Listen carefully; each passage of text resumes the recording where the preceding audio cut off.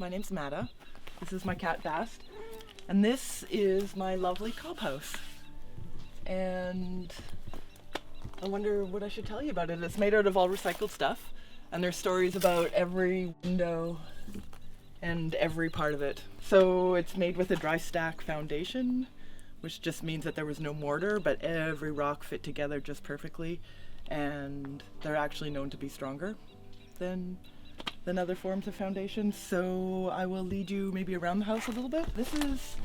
It's taken a bit of a beating, the plaster, over the years, but we just lime wash it after and it's great. And it was built with my own hands and a bunch of my friends, and it's paid for. That's the best part. And I built it for around $9,000. So that's the huge thing. There's our outdoor bath area, and it's really amazing having outdoor showers in the open air. In the winter, maybe not so good, but right now, I mean, it's pretty lo-fi. I just keep saying it's paid for, and it's all recycled windows, and everything we got was used and free or scavenged or reused, basically. These windows came from a place on Hornby Island, like a squat. This window came from my grandmother, and there's stories about all of them, I can say. So come on in, little house. And the cool thing about cob houses is they are amazing. Like today is a really hot day for the West Coast. It's probably close to 30 degrees. And you come in here and it feels sort of air conditioned slightly, but not in a bad way.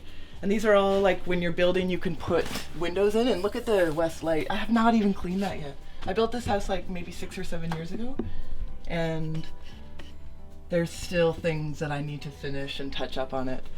So there's stories about all of this, like this lentil up here came from the Francis Street squats in Vancouver. I don't know if anyone's familiar with that, but about 25 years ago there was a beautiful movement of people coming together to deal with their housing.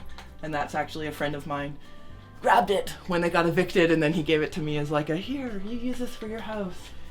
And yeah, it's just really comfortable, and it's small, but it's not too small. It's, I always have the stove centrally located, and I burn maybe a quart of wood a winter, which is really good. So it stays warm in the winter, and it stays really cold in the summer, or cool in the summer. And Astrid, can we peek? This is my daughter's room. And I love this here. We got all creative with the blocks. And her wall is interesting because we built it with cordwood. And when Astrid was little, she loved to climb like kids do. And so we actually built it so that some of these, like, it was like a climbing wall, which she's outgrown. So just waste space now. Now it's wasted space, but I don't know. I like the light. Like there again, you get that west light that comes in at the end of the day. And yeah, this is your room. Mm-hmm. Thank you for letting us check it out. It's just small, but it's good. And we have the kitchen, and again, all of this stuff, like I got beeswax on here right now, but this all came from Denman Island, this alder wood, and all these beautiful logs were on the land, and I had to fell the trees and peel the logs, and then with the help of many friends, we put them up, and so they're actually part of what was here before, which I really like, sort of just respecting the land that we were on and using the materials as locally sourced as possible. And the clay came from Hornby Island, and some of the sand was from Denman. It's a little rough around the edges, but beautiful cob. And so most of it's built with stick for post and beams. You can see like the beech wood here and the beech wood here. Actually, this is a tree from the land. The floor, it's a little beat up, but it's an earthen floor, so it's actually like a dirt floor, but it's hard. So up here you can see that's all alder from Denman Island too, and it's insulated with lamb's wool, so this house would be very hard to burn. It's cob and then with a metal roof and lamb's wool insulation, which was really funny when we got it. We got 600 pounds of lamb's wool, and it was just this pile right up here. And we hadn't put it in yet, but the kids, like, it wasn't quite finished, and the little kids, they were little, and they were swinging, like we had a pulley system to bring the cob up to the second story. and they were like swinging across this open area and landing in the wool. It was actually pretty funny. And I was like, what are you guys doing? And they're like, we've been doing this for weeks. And I hadn't really noticed. Anyway, now it's put away. And well, let me tell you a little bit about this. We also cut down on, like, most of the year we live with a tiny fridge, and the rest of the year we have this cold storage. We call it the hole in the wall, which is just basically north facing cold storage. And this time of year it's not as effective, but for the rest of the year it is basically our fridge. And so our electricity bills are really low. We hardly pay any electricity, actually. And for a long time we were off the grid, so this was our water pump. Now we're on the grid, so this is a backup. Now we have water, look. See? So I have 3 cisterns actually, but one big one for the house, and never ran out of water yet. Although we don't use a whole lot. We don't have flushing toilets. We have like a composting system that's outside. And all of that compost, after about 6 months, we use it on like fruit trees. I wouldn't put it in the veggie garden or anything, but it's good on like flower beds and fruit trees and that kind of thing. Well, I lived in the city for years, and I always wanted to get out of the city, and I always wanted to access land. I didn't know how I would because I didn't have wealthy parents. I don't have an inheritance. Don't have fantastic credit. It's like, how am I going to do this? And I ended up meeting people who had talked about creating a co-housing project, and I applied and I got in. So we moved away from, we were living in East Van, and moved here, decided to build a house. And it's really amazing. It's affordable. So here we have 88 acres, and we share it with 15 families, and it's affordable. Like, I want to say like $350 a month. And we have shared resources. So we have a big common house up there that will one day have laundry and running water and a communal kitchen. But right now it's just a beautiful space that we can have like dances and birthday parties and meetings and stuff like that. And so we share that, and we share our common resources. We have a tractor, and we come together for work parties like we did today to work on the communal parts of the land. And then everyone has their own half acre. And for me, it was like a total dream come true. Like, how else was I going to be able to afford to do that? And so I moved here and did it, and it turned out that the people involved are all really amazing. Major benefits: shared resources.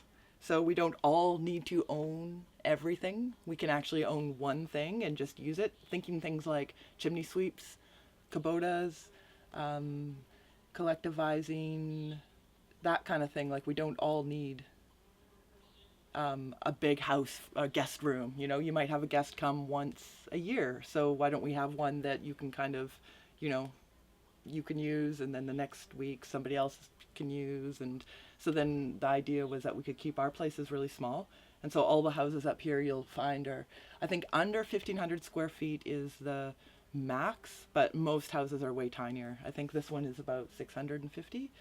So yeah, so you can just live smaller. It's also really awesome having neighbors that you love. So say you go away, somebody can look after my cat, or you need an egg for a recipe, just go next door. It's also really cool. I often have like the kids, neighborhood kids will just sort of free range, and they'll come knocking like, hey Matta, what you up to? And come in and hang out, and they'll watch what's going on, or they'll chat to you while you're making dinner, or, you know, and sometimes you have to say like, now's not a good time. And other times it's like, come on in guys. And it's also really awesome, like if you're feeling social, or if you feel like you do want to connect, like it's way less isolating than living in a rural place where you have all this acreage to yourself but no one else is around. So the idea here was that we designed it so that we would all live in sort of a cluster up here. So I think we have 8 acres that we all live on, and then we have a lot of open forested areas that, you know, have dog walking trails and hiking trails, and our community garden for our project is down there. And it's actually pretty awesome having social interconnections with people. And I kind of feel like as a philosophy, it's important to move into that kind of way of living, like where we actually do need to rely on each other and have relations with the land and with each other. Sort of this forced independence isn't always helpful. And I come from that, like very fiercely independent, like I don't need anyone, we can do it ourselves. It's like, that's not actually wise. There's ways of still holding your autonomy and then also being able to share it with other people. And being able to help each other out when we need to. So when I hurt my back a couple of years ago, I had friends that brought me firewood, and I've also had other friends that, they broke an ankle and were kind of sick. People bring them food, like we look after each other, and that feels really, really great. It's the kind of world I want to live in, right? Yeah, there's challenges. It requires they'd be interpersonal for sure. It requires like a certain type of emotional maturity, is how I've been calling it. Like there is a lot of give and take, and a lot of needing to be okay with other people's opinions, and being able to be flexible and adaptable enough to know when you need to hold hard to an opinion or when you need to allow it to shift or mesh with other people. So we work everything up here by consensus. So we have a meeting twice a month, and we make all our decisions that way. And sometimes it can be slow. So that would be the challenge, is that processes are slow. For instance, the common house, we've been here for 8 years now, maybe 9, and we still don't quite have running water. But we also have been doing everything like super DIY. We're not hiring outside people. We're using our own skills. And so things are slow. So that's probably the biggest challenge. It's slow. Yeah, okay. So we were set up as it's a cooperative. So basically you buy a share. And so right now I would own my house, but the land is always going to remain part of the cooperative. And what I actually love about that is I had sort of had this idea that I didn't want to buy land based on the fact that I thought it was theft. Like basically it's native land, it's stolen land, and I always had a hard time trying to make that work in my mind. Like how can I justify it? And here I feel empowered by the idea that it'll never be bought or sold again. Like this land that we live on, this 88 acres, we're looking after it, we're going to tend to it, we're going to respect it, we're going to live in relation with it, and it will never be part of a market of that, like the capitalist system again. And when I bought in, it was just a really odd, magical, weird moment. I had only had $4,000 in the bank. I got in early, and it was actually $4,000 to buy in at the time. Since then, we've been paying $350 a month each, so $350 a month times 15. And I think if you were to buy in now, the shares would be upwards of close to $50,000. Not quite, I think 40, but they will max out around that. Maybe 55 or something. I'm not quite sure on the math of that, but they will max out at some point. And we've realized, like, we've spent lots of time trying to discuss how to make that affordable, because if that was me now, I wouldn't have been able to come up with 40 grand. But we're hoping that there'll be ways that we can help. And we have done this for people before where they just paid a monthly, they maybe had a down payment of $20,000 and then they had like higher monthly payments to sort of make up the difference. So we're a really flexible group, and we try to make it so it can be accessible for good folks. We have like piles of like policies and discussions and endless meetings. It can be, so when somebody leaves, I get my money back. So say I was going to leave tomorrow, I would get everything that I paid back, which is kind of okay, so if I've paid about $40,000 up till this point, $350 a month for the last 8 years, I'd get it back. And that would be my share. So we'd sell the share to somebody else. And then I would also have to sell my house to somebody. I was super blessed. I had help from the Mud Girls Building Collective. Check them out. Like, you need to Google this for everyone out there who's watching. And yeah, because they're amazing collective, women builders, and they make everything. So our kids are involved, and it's not just like men are welcome to come to the workshops and whatnot. So I went to a couple workshops and learned to build. At the same time, I was being told that there was no way that you could possibly build a house for less than $100 a square foot. And I knew I couldn't do that. I knew I had like super limited funds, and I had to be able to do it. And I went to, at these workshops, I learned that there was people building houses, small cabins for, yeah, this is it. Crying kids. Sometimes they laugh, sometimes they scream. And so I had the Mud Girls come and help me, and it was pretty amazing. So we had a big camp out for 10 days. People came from all over, and we basically did a bunch of the dry stack foundation. And so it took probably a year of collecting materials. So I was collecting rocks every time I was out and about, falling trees, picking up beach logs, skinning the rafters for up there. Like, it took a long time just to prep all the materials. collecting the sand, figuring out where the clay was going to come from, and all the materials that go into it. And so that took a while to get that all together. And cost wise, I mean, for the house itself, like just this part, it was probably $9,000. And then later on the deck came and the roofing, and that's like an extra, I think about $1,500.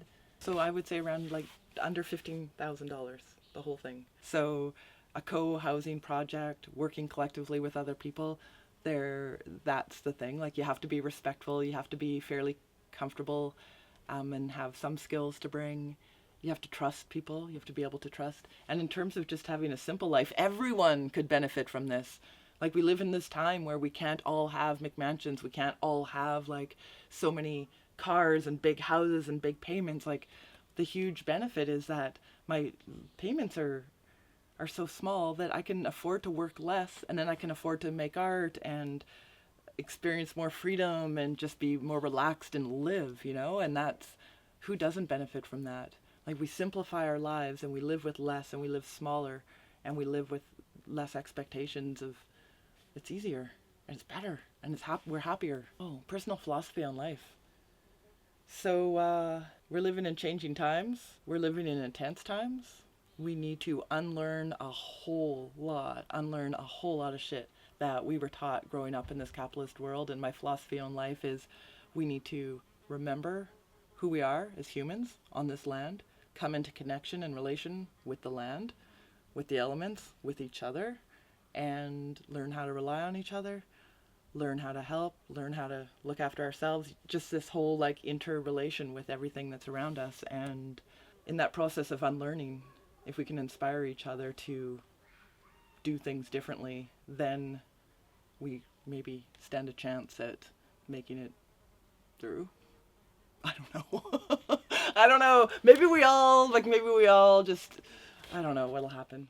Hi, everyone. Hope you enjoyed this episode in the Alternative Dwelling series. If you wanted to see more, a playlist is popping up right now where you can watch every episode we've ever made. Don't forget to like this video and hit that subscribe button, and check out the links in the description if you want to support this channel and this show. And we'll see you next Monday for another episode of Alternative Dwellings.